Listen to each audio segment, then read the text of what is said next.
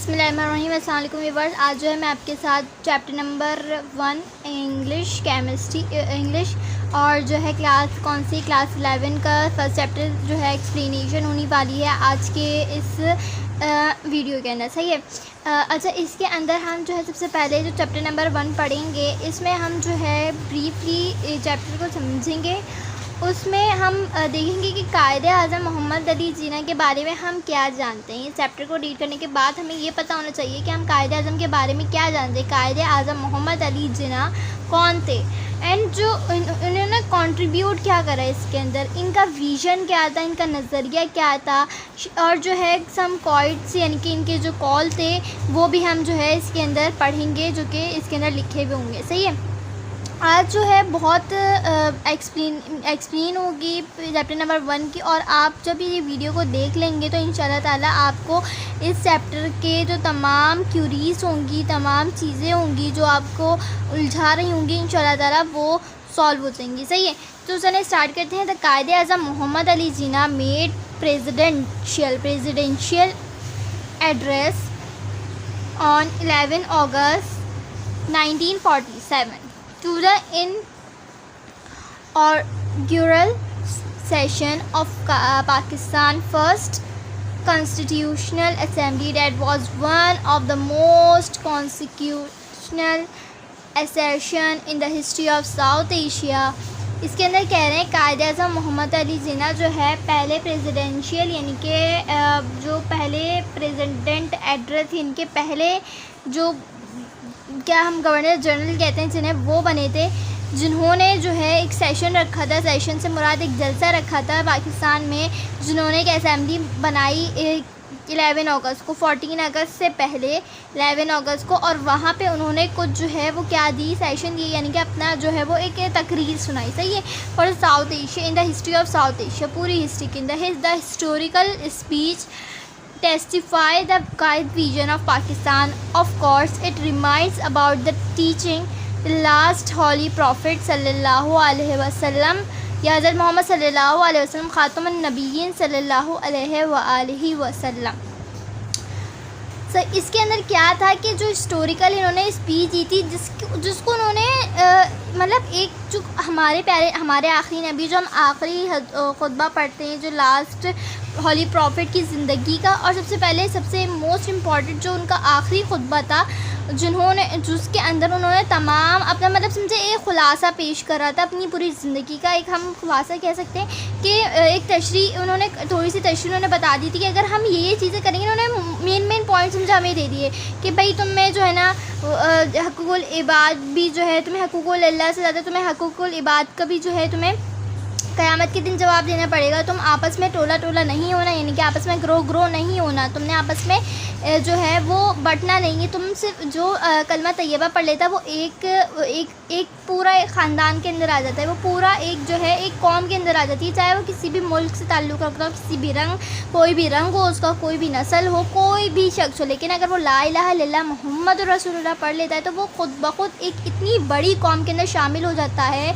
कि उसे भी नहीं पता। सही है। तो ये मतलब चाहे आप किसी भी फ़िरके से, किसी भी रंग से, किसी भी नस्ल से, किसी भी मुल्क से ताल्लुक़ रखते हो, लेकिन अगर हमने ला इलाहा इल्लल्लाह मोहम्मद रसूलुल्लाह पढ़ लिए तो आप हमारी कौमियत में आ गए। हमने आपका ख़याल रखना, हमारा फ़र्ज़ है ये कि हम आपका ख़याल रखें, ये हमारा फ़र्ज़ है। सही है। हमें जो है, और तो उन्होंने जो है कायदे-ए-आज़म ने, जो हज़रत मोहम्मद सल्लल्लाहु अलैहि वसल्लम ने अपने आखिरी खुतबे के अंदर जो मेन पॉइंट्स है उसमें मोस्ट इम्पॉर्टेंट था कि तुमने जो है हर किसी का हक़ नहीं मारना है, तुम्हारा एक दूसरे की जाने तुम पर हराम है। सही है। लेकिन तुम लोग एक भाई की तरह हो, तुम जो है मोमिन तो आपस में भाई हैं। सही है। उसके बाद उन्होंने जो है औरतों के हुकूक बताए, और उसके बाद उन्होंने जो है ग़ुलामों के, फिर जो है बहन भाइयों के, फिर जो तमाम चीज़ों के उन्होंने हुकूक बताए कि इनका ये हुकूक मिस्कीन का ख़याल रखने की उन्होंने हमें दी कि भाई मिस्कीनों यतीमों को तुम्हें ख़याल रखना है, उनकी जो है वो उनका हर तरीके से उन पे जो है ना तुमने वो करम करना है। सही है।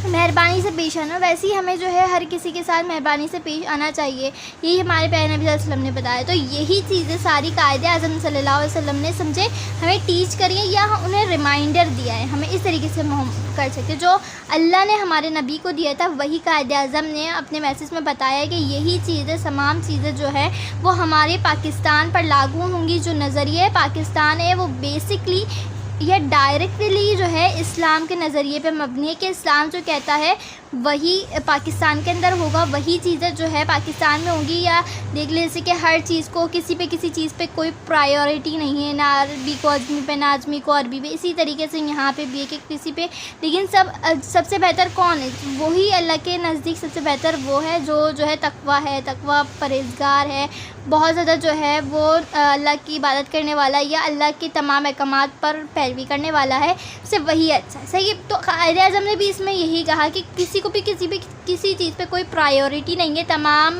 जो है वो उस कौम में जितने भी लोग हैं, उन्होंने कहा जिस भी मज़हब से ताल्लुक़ रखते हैं सब बराबर है। लेकिन उन्होंने ये कहा कि जो हमारा जो प्रेसिडेंट होगा यानी कि जो वज़ीर आज़म होगा, लेकिन बशर्त ये है कि वो मुसलमान होना चाहिए और जो है वो तमाम अहकामात पर अमल करने वाला हो, मुसलमान हो, 5 वक्त की नमाज़ हो। अगर वो इस्लाम के बुनियादी अकायद पर पूरा उतरेगा तो तभी तो वो पाकिस्तान के नज़रिए को समझेगा। अगर वो इस्लामी को नहीं समझ पाएगा तो वो पाकिस्तान के नज़रिए को क्या समझेगा? क्योंकि जो पाकिस्तान का नज़रिया है वो इनडायरेक्टली इस्लाम का नज़रिया। सही है।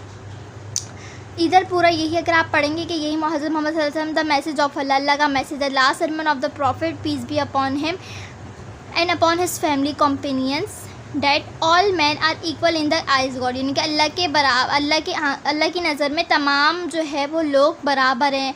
Here is an excerpt for his memorable speech, वही उनकी मेमोरिकल स्पीच में जो है यानी कि यादगार स्पीच में था। सही है। Mister president, ladies and gentleman, I cordially thank you, यानी कि मैं आपका बहुत ज़्यादा शुक्रगुज़ार हूँ, विद द utmost सिंसियरिटी। सही है। For the honour you have conferred upon me, I seriously hope that with your support and your cooperation will shall make his constitute assembly an example to the world। यानी इधर इन्होंने कहा कि मैं आपका बहुत ज़्यादा शुक्रगुज़ार हूँ, आपकी कॉपरेशन, आपकी सपोर्ट, आपकी हिम्मत, आपकी ही वजह से जो है आज मैं ये एक तारीख़ी स्पीच दे रहा हूँ जो कि पूरी दुनिया में एक मिसाल बनेगी। The constitute assembly has got 2 main function.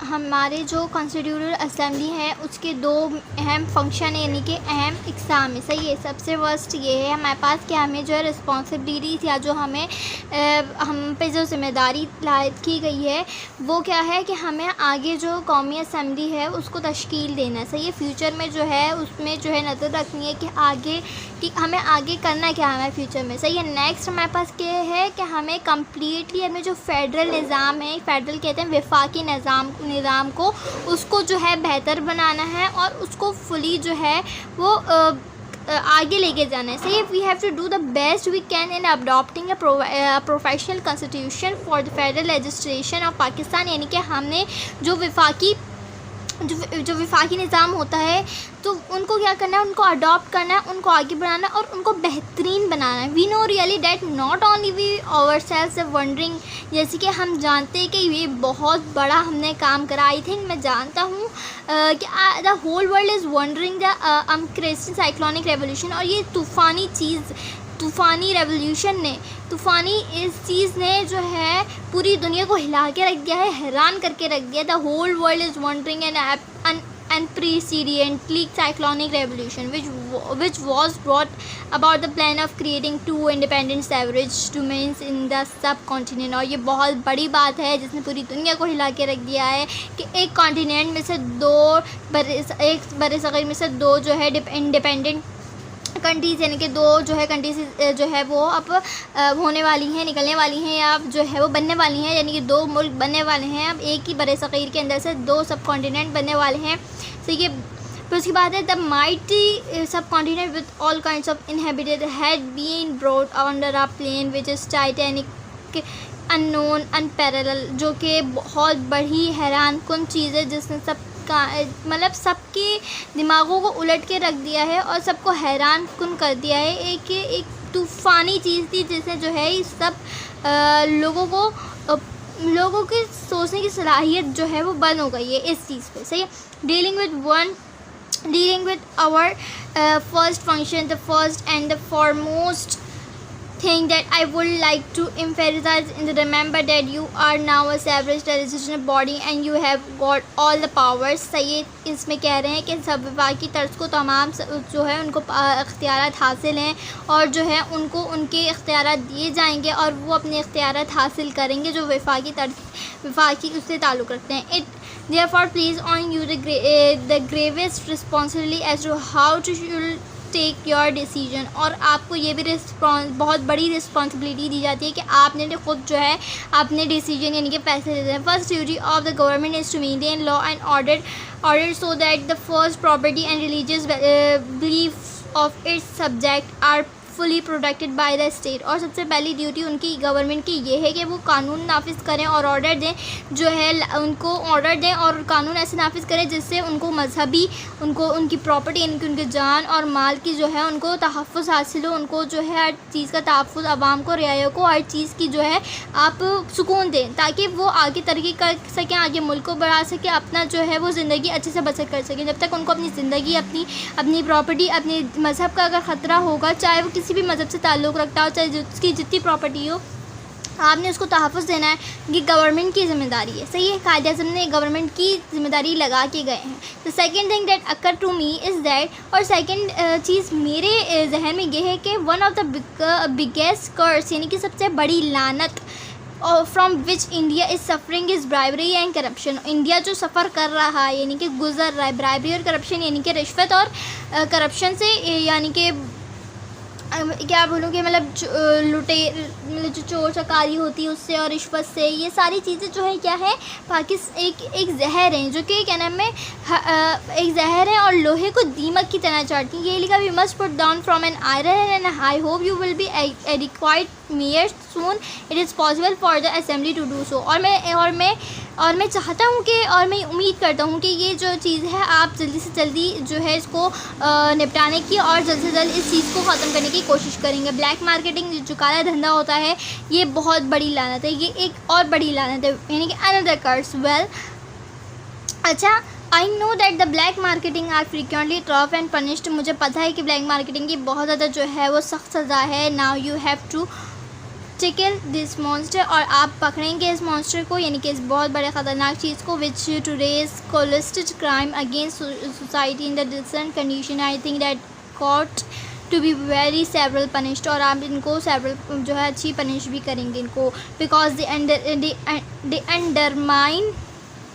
undermine the entire system of the control and regulations of food stuff and essentially motors and cause wholesale starvation। और उसकी वजह से क्या होता है ब्लैक मार्केटिंग होती है जिसकी वजह से चीज़ें जो होती है वो रोक ली जाती हैं और जो है वो उससे क्या होता है फिर क्या होता है आपको फिर होलसेल मार्केटिंग स्टार्ट करनी पड़ती है यानी कि आपको थोक के माल इस्तेमाल पड़ते हैं। इससे बहुत सी प्रॉब्लम जो है वो फेस करनी पड़ती हैं लोगों को। तो next thing that strikes me in our legacy which has been passed on to us along with many other things good and bad has arrived this great evil, the evil nepotism and jobbery.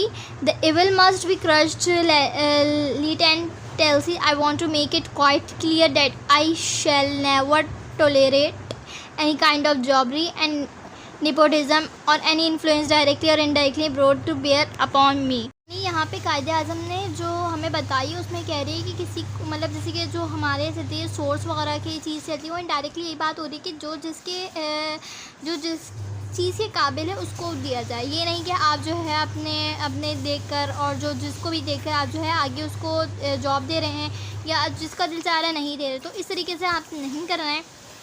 आपने जो है जो जिस चीज़ का जिस job का जिस ओहदे का जो है वो काबिल उसको उस चीज़ पे फाइज करना चाहिए, ना कि अपने देखकर आगे जो है आपने बढ़ा देना चाहिए।